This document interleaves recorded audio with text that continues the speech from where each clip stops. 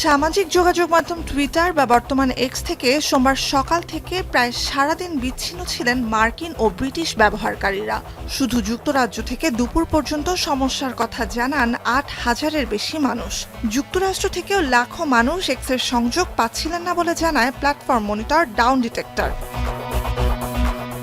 ব্যবহারকারীরা জানান, mobile app বা ডেস্কটপ কম্পিউটার থেকে অনেকেই এক্সে প্রবেশের পর ফিড রিফ্রেশ করার চেষ্টা করছিলেন, কিন্তু বিভ্রাট চলার পুরোটা সময় তারা শুধু লোডিং আইকনই দেখতে পান। ৬ ঘন্টার বেশি সময় অব্যাহত থাকে এ সমস্যা।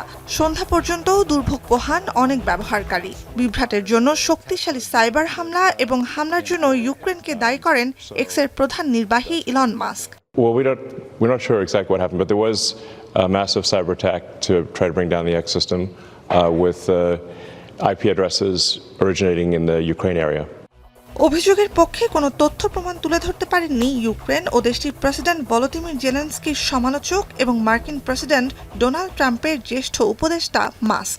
এ বিষয়ে কোনো প্রতিক্রিয়া জানায়নি কিয়েভ। ওয়েব পরিষেবায় কানেক্টিভিটি পর্যবেক্ষক সংস্থা নেটব্লকসের মতে, সাইবার হামলা থেকেই এক্সের ইতিহাসে দীর্ঘতম এই বিভ্রাট হয়ে থাকতে পারে।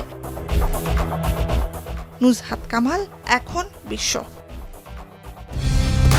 কালার এক্সপার্ট, জর্জ স্যাপ এবং মাইল্ড অন হ্যান্ডস টেকনোলজি সমৃদ্ধ অরিক্স ক্রিস্টাল ওয়াশ আপনার লন্ড্রি এক্সপার্ট।